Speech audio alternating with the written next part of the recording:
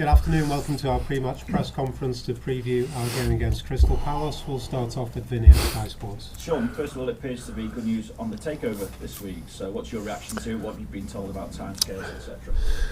Well, the reaction is obviously one that there's a long way to go, I think, or from what I gather of the previous situations, there's a long way to go to get everything to a final point. But the early signs look favourable in the situation, so we'll have to wait and see. But it certainly looks like a stronger situation than past. What do you hope a takeover brings to this football club? Well, I think openly speaking, that more of the stability of it, because it's been on an unsettled ground for such a long time now, with varying situations, various opinions about what was and what is and what should be and all the rest of it. So I'd imagine it would probably clear up that kind of changing the noise, as I call it, changing the noise that surrounds Everton Football Club, certainly in its initial spell. Should it get over the line, then I'd imagine bringing that stability and the feel of stability after an up and down period for many different reasons. Have you spoken to the prospective new owners yet? No. Do you know when you're likely to? No, I don't know when I'm likely to. I haven't spoken to them. I don't know when I'm likely to. So I'll await on news on that. I mean, it's not a given that they speak to me, but you would imagine they probably will at some point. When would you like to have clarity over your own future, though?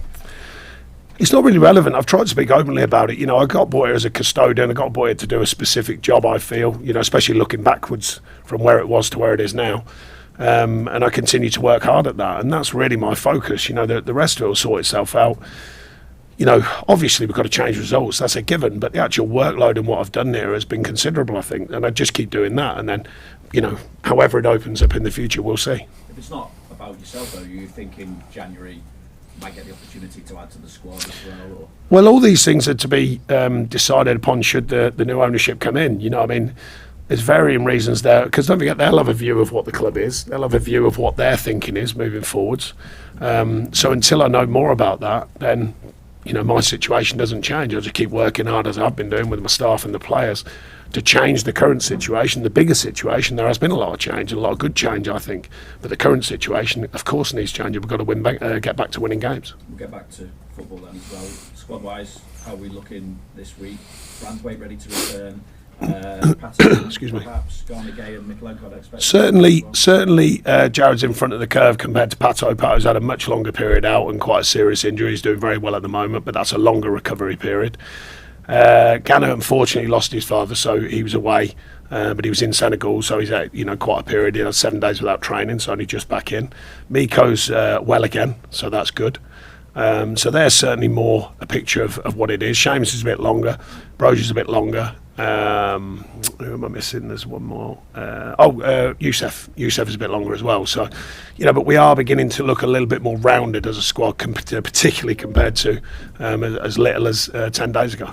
Obviously, we go back to the Leicester game and the Southampton game. Yeah, you had leads and you ended up losing those leads, but at the same time, you didn't compound that by losing in the 90 minutes. So, does that give you at least some kind of a basis to go from? Is the mentality shifting somewhat? Well, I think the thing that I've mentioned is trying to mould together the new players coming in, get them up to Premier League speed, which I think they're showing good signs of doing. That attack, which I think we've done better as certainly the last 2 or 3 games. We're scoring and looking a real threat, and I thought we did against Leicester. And then finding that balance to tighten it the other end of the pitch, which last season we did so well with 13 clean sheets, and particularly at the end of last season when we really needed to find results and find clean sheets, we certainly did. So there's a knowledge base there of doing it. The change of the side, the change in players, maybe learning that and getting up to speed quickly. The defensive unit coming together, and joining all the dots really. But like I said, it sounds easy. It's clearly not. But we know we've got to do it better. And I thought there were strong signs in the last couple of games of that, and finding still the open play to go and cause other teams trouble and look a threat. We haven't been as clinical as we'd like, certainly not against Leicester, because I thought we got in some great positions and had some good chances. And then keeping the back door shut, which, yet again, we did better against Leicester, I thought. We conceded one, a lot was made a set piece. And I think I mentioned, someone crosses it and a marker loses their man and they head it in the goal, then of course we as a staff, have a responsibility towards that. But sometimes it bobbling around the box are the hardest ones to, pick the bones out, and that's really what happened at Leicester. I think they had 2 shots on target. One of them was bobbling around the box, and they got a foot on it quicker than we did. So, that was a bit of more of a detail that's kind of in the lap of the gods. But I think there's better signs, but then better signs have got to bring wins, and I think that's the biggest change, is getting that winning edge back. There's been a case, though, of pinpointing what's been going wrong when defending set pieces. Well, yeah, I mean, apart from personnel and the change in personnel for varying reasons, we've spoken about injuries, illness, all the rest of it, then the format pretty much has only changed minorly because we were so strong, last season. So, what it's like. You don't want to overchange it. It could be down to personnel being fit, it could be down to the team, and it could be down to individuals. So it's sticking with the basic principles, but whilst to its very simplest form, ball comes in the box, someone's got to go and clear it, someone's got to go and head it, someone's got to deal with that situation, and you want all players to have that mindset. Just wondered as well, I think I've kind of asked you this before, but whether nervousness comes into it when you've not been able to put teams away. Well, I don't think it's helpful, when you haven't got that edge of killer instinct, and and I think that's both boxes, by the way. That's not just looking at the front of the pitch.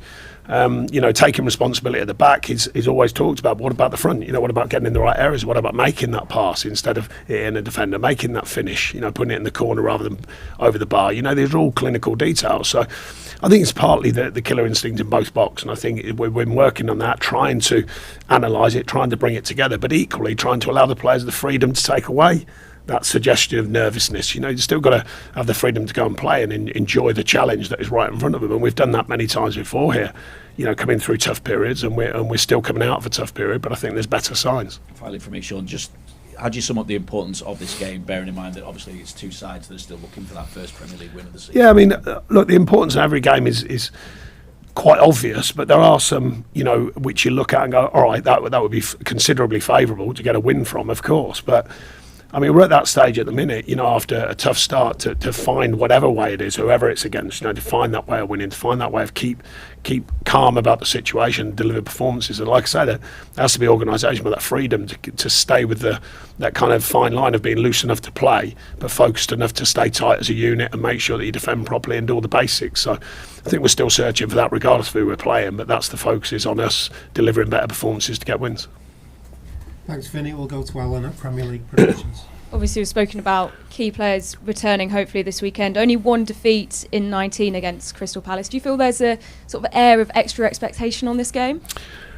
I think there's expectation always, so I don't think that changes at Everton. I think the stats and facts are favourable. I always make it clear to the players there's no guarantee to that, but I think it's a favourable situation. That doesn't make the outcome easier. We're still a bona fide Premier League football club, and at the end of last season being certainly, if not raved about, certainly spoken about very, very positively, as we were ourselves. So both of us haven't got off to the starts we want, I'm sure of that.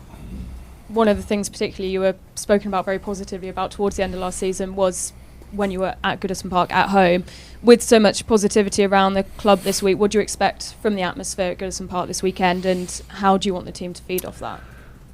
Well, positivity this time is slightly different. I think the positivity from last season was due to the team performing, and the positivity this week, is more maybe that feeling of what's going to change, what could change, what ifs and what ands and all the rest of it. But inside the stadium, it's our job to bring that. Certainly my job with the players to go and deliver a performance that can enhance on positivity. The fans have always been there for us. It's about giving them something to work with and to go on. And I've said that ever since I walked in the building. So that'll be the main thought from us, is on the pitch stuff. The off the pitch stuff, it'll play its part, of course, and you guys will write different stuff and say different things than what you previously. That's just the nature of what it is. But it's on the pitch stuff we need to stay focused on. Thanks, Ellen. We'll go to Shamoon at the BBC.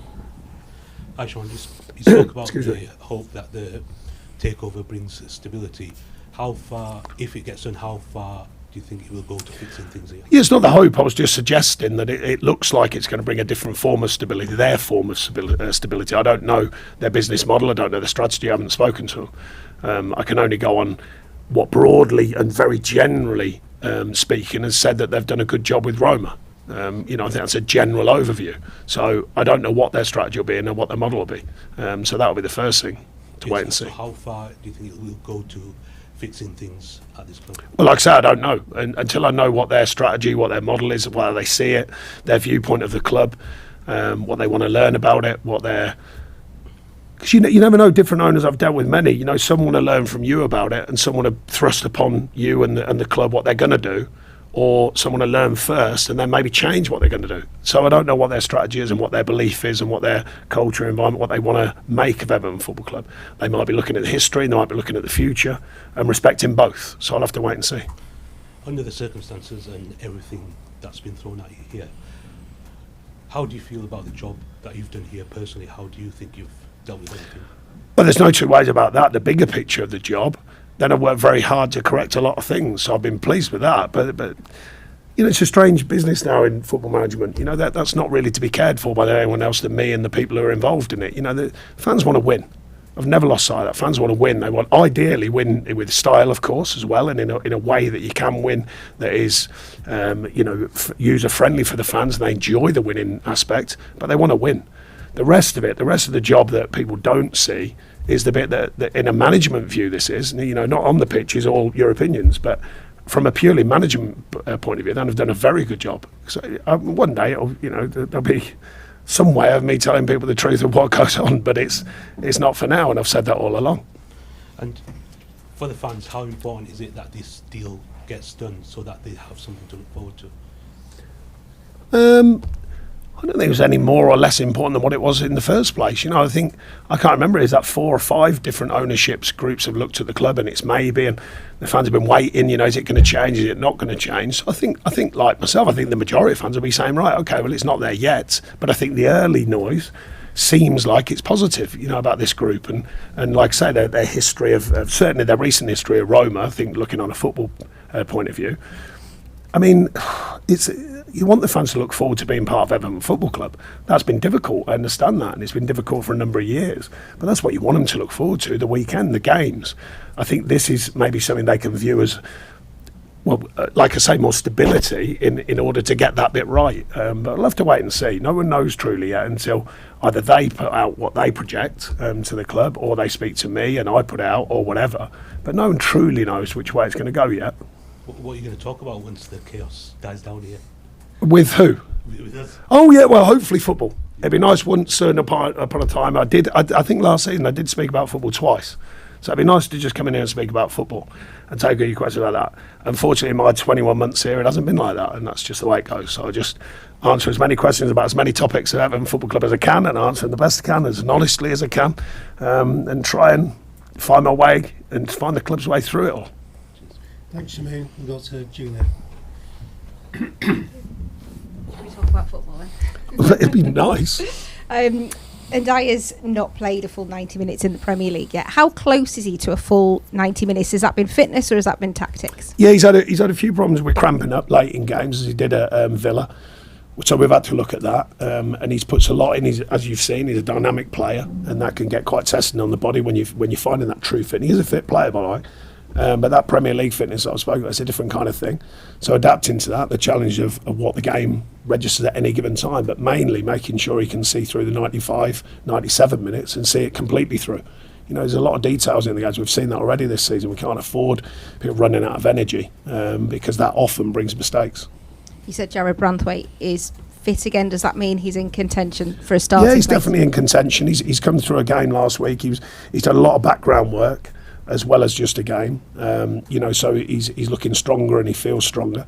Pato's slightly different with the nature of his injury as well, so he's going to be a longer term. It's been, I think, we were surprised actually, now time flies, I think it was pushing around that 6-month mark, so it's a longer period.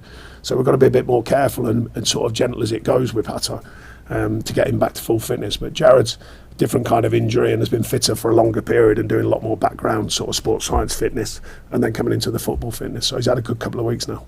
As you get those players back now and you've got more players available to you, when you're selecting that starting 11, how are you going to look at that now? Is it playing minutes people have had? Is it ability? Is it opponent? It's got to be a bit of everything. You know, you're trying to, you know, certainly at this stage, I mean, I made changes for the Leicester game because I felt it was right to do so. And, you know, trying to find that winning combination, winning formula, whichever you describe it as, that's the key, really. And then the one thing I do know, the Premier League will tell you, you need fit players. as in fit injury free, and then also physically fit enough to deliver performances. We've had a very disjointed pre-season for one reason or another, very disjointed beginning of the season for one reason, that mainly illness and injury, of course. So getting everyone to a fitness level that is important to what the Premier League brings has been the toughest challenge. I believe we're getting there now.